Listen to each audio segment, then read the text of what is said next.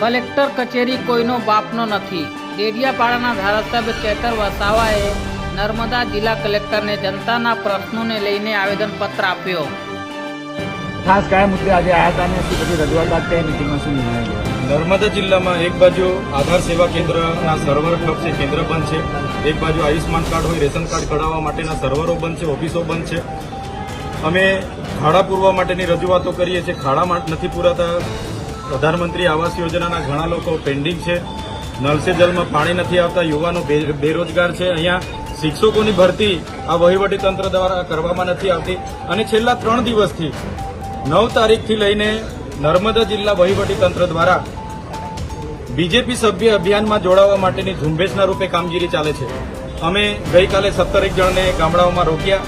એમના ID card જોયા તો ટીડીઓશ્રીએ જાતે બીજેપી સદસ્યના એક કર્મચારીના કાર્ડ બનાવ્યા, એમના પરથી ઓટીપી લઈને એમની નોંધણી કરી. તો દરેક જિલ્લાઓમાં હવે ભાજપના કાર્યકરોને લોકો ઉભા નથી રાખતા, એટલે હવે કર્મચારીઓને ટાર્ગેટ આપવામાં આવ્યો છે. અમારે ડેડિયાપાડાની વાત કરું, મનરેગાને 13,000નો ટાર્ગેટ છે, તલાટીઓને નાના સેજાવાળાને 500 અને મોટા સેજાવાળાને 800નો ટાર્ગેટ છે. એવી રીતના ડીઆરડીના તમામ કર્મચારીઓ છેલ્લા 3 દિવસથી સભ્ય નોંધણીની કામગીરી ઝુંબેશના રૂપે કરે છે. એના પુરાવા અમે આજે ડીડીઓશ્રી, કલેક્ટરશ્રી અને એસપીશ્રીને આપ્યા છે. જો આ લોકો પર કાર્યવાહી નહીં કરવામાં આવશે તો આવનાર દિવસોમાં મોટું આંદોલન થશે. પ્રશ્ન અહીંયા એ ઉપસ્થિત થાય છે, શું નર્મદા જિલ્લા વહીવટી તંત્રનો પગાર શું ભાજપની કમલમ ઓફિસોમાંથી આવે છે? તો કેમ આ ઝુંબેશના રૂપે આટલા બધા કર્મચારીઓ ગામડાઓમાં સભ્ય નોંધણી માટે નીકળી પડ્યા છે? તો એની રજૂઆત માટે આજે અમે આવ્યા હતા.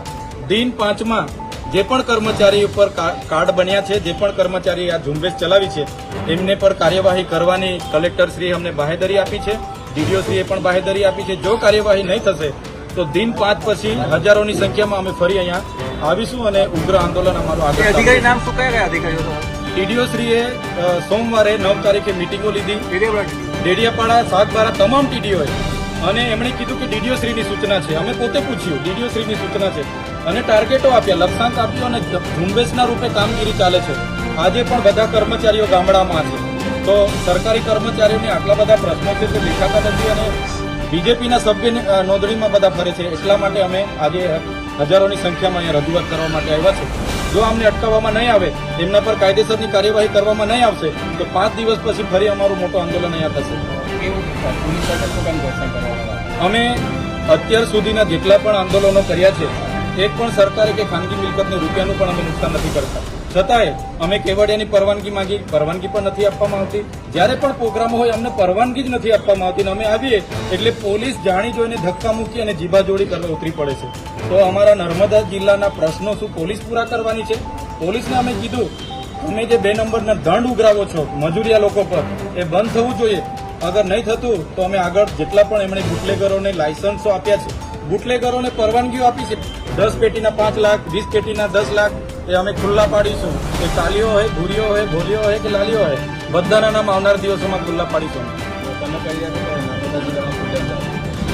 બિલકુલ દારૂબંધીનો અમલવારી બિલકુલ નથી થતી. કેટલી વાર અમારે ધરણા પર બેઠવું પડ્યું દારૂના માટે. અહીંયા આઈજી સાહેબનું ઇન્સ્પેક્શન હતું, ત્યાં પણ અમે કીધું, છતાં પણ કોઈ નિરાકરણ નથી. એટલે પોલીસને અમારી વિનંતી છે કે પોલીસ હોય કે તલાટીથી લઈને કલેક્ટર કે અમારા જેવા ધારાસભ્ય, આપણે બધા પ્રજાના નોકર છે. પ્રજાના પરસેવાના ટેક્સના પૈસે આપણને પગાર મળે છે. આપણે ક્યારે પ્રજા પર માલિક નહીં બનવાનું. બધા સાહેબગીરી કરવા લાગેલા છે. એટલા માટે જ આજે અમારે ઉગ્ર સ્વરૂપે રજૂઆત કરવી પડી છે. આ બાબતની આજે એસપી સાહેબ સાથે રજૂઆત કરી છે. આવનાર દિવસોમાં કેટલાક ચેકપોસ્ટો આરટીઓ દ્વારા અને પોલીસ દ્વારા ઉભા કરવામાં આવ્યા છે, એની પણ અમે તપાસ કરીશું. અને કેટલો દંડ છેલ્લા વર્ષમાં આજની સ્થિતિએ કેટલો દંડ એમણે ઉઘરાવ્યો છે, કયા પ્રકારના વાહનો પર, એ પણ અમે માહિતી માંગીશું. આજે કાચ પડી ગયો, ધક્કામુક્કીનું નુકસાન પહોંચ્યું છે. હવે કાચનું મને બહુ આઈડિયા નથી, પણ ગેટ બંધ હતો એટલે ગેટોથી કૂદીને ગેટો ખોલાવીને અમે અંદર ગયા છે. કયા અધિકારીઓ ભાજપના સભ્ય બનાવવા માટે ભૂમિકા ભજવે છે અને નામ શું છે? આપણે ડેડિયાપાડાના ટીડીઓ, મારે ત્યાં ગઈકાલે કર્મચારીઓ આવ્યા, એમને પૂછ્યું, એમના કાર્ડ પણ મેં લીધા. તો ડેડિયાપાડાના ટીડીઓ જગદીશ સોની અને તમામ ટીડીઓની સૂચના છે, અને ડીડીઓ સાહેબે કીધું છે. આવી રીતના બધા કર્મચારીઓના પણ કાર્ડ બન્યા છે, અને આ જ કર્મચારીઓ ઝુંબેશના રૂપે આ બધા કર્મચારીઓ છે. એ ટીડીઓ જાતે કર્મચારીઓનું રજીસ્ટ્રેશન કર્યું અને કર્મચારીઓ પર ઓટીપી આવે છે માગીને કાર્ડ બનાવ્યા છે ટીડીઓ જાતે. આ તમામ હજુ ઘણા છે, આ બધા કર્મચારીઓ છે. તો શું કર્મચારીઓને પગાર ભાજપના કાર્યાલયમાંથી મળે છે? એટલા માટે જો આ કર્મચારીઓ પર કાયદેસરની કાર્યવાહી નહીં થશે, દિન 5 પછી આનાથી પણ મોટું આંદોલન અહીંયા કલેક્ટર કચેરી પર થશે. પોલીસ પ્રજાના કાર્યો કરવાના બદલે બુટલેગરો પાસેથી 10 પેટીના 5 લાખ 20 પેટીના 10 લાખ રૂપિયા ઉઘરાવે છે. એવા આક્ષેપો ચેતર વસાવાએ કર્યું. બરાબર, તમારે કાયદો વ્યવસ્થા જાળવો, અમને કોઈ વાંધો નથી. ધક્કા મુક્કી કરીને જાણી જોઈને તમે શું સાબિત કરવા માંગો છો ભાઈ? ડરાવવા માંગો છો, સિંહ સપાટા કરવા માંગો છો? એ ડરવાવાળા લોકો નથી. અમારા આદિવાસીઓ છે ને, અંગ્રેજો સામે પણ લડ્યા છે. ક્યારે ગુલામી અમે સ્વીકાર નથી કરી. કોઈના મગજમાં એવો ધુમાડો હોય તો કાઢી નાખજો. તમને અહીંયા આટલા બધા દારૂના બુટલેગરોના તમે પરમિશન આપ્યા છે, કેમ અટકાવતા નથી? નામો આપું, કાળીઓ, ભૂરીઓ, લાલીઓ, ગોલીઓ આપું કે નામો?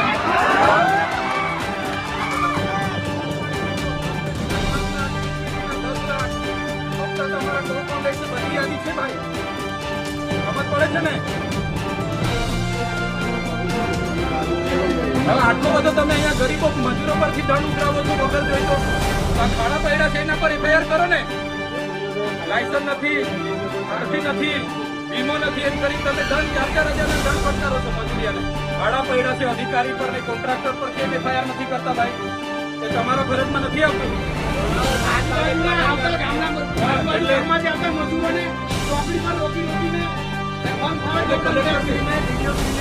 અને નિયામક ડીઆરટી 5 તાલુકાના ટીડીઓને બોલાવો. ધારાસભ્ય સમેત બધી પ્રજા આવી છે, અમારે રજૂઆત કરવાની છે. અમારે કોઈ બીજી મગજમારી નથી. હું પોતે એકલો રજૂઆત કરવાવાળો માણસ છું, હું આગેવાન છું. હમણાં વતી હું રજૂઆત કરીશ, તમે બોલાવો. કઈ રીતના ભાઈ તમે ઓફિસ ખાલી કરીને નાહી જાઓ?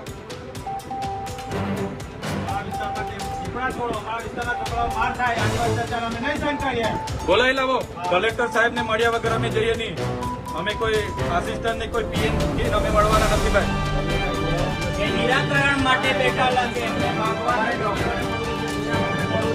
અહીંયા કલેક્ટર સાહેબ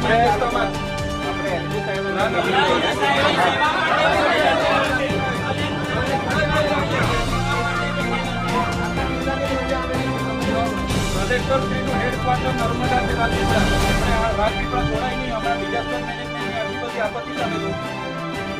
કોન્ફરન્સ હોલમાં બેઠા છે એમથી હમણાં નીકળીને ગયા. બોલાવી લાવો કોન્ફરન્સ હોલમાં. મને કીધું, એમના કર્મચારીએ કીધું હમણાં જ નીકળીને કોન્ફરન્સ હોલમાં બેઠા છે. બોલાવી લાવો. ના અહીંયા અમારી બૂમ બરોડા થયા એટલે કલેક્ટર સાહેબ અહીંથી નીકળીને ક્યાં બેઠા છે? બોલાવી લાવો પેલી ચેમ્બરમાં. હા, તમે એવું કેમ કહો છો નથી? તમે કેમ કહો છો કલેક્ટર સાહેબ નથી? ચેમ્બરમાં નથી, હમણાં નીકળીને પેલી ચેમ્બરમાં બેઠા છે, કોન્ફરન્સ હોલમાં બેઠા છે. બોલાવી લાવો. ચાલો, મોડું થશે, પબ્લિક ભેગી થશે ભાઈ. મોદી આવે ચલો.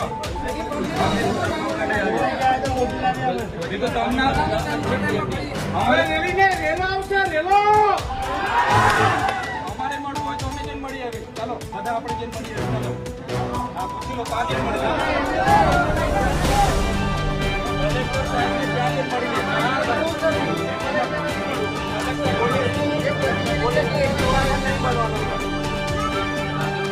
ના કલેક્ટર શ્રી પેલી પેલા કર્મચારી કીધું ના છે.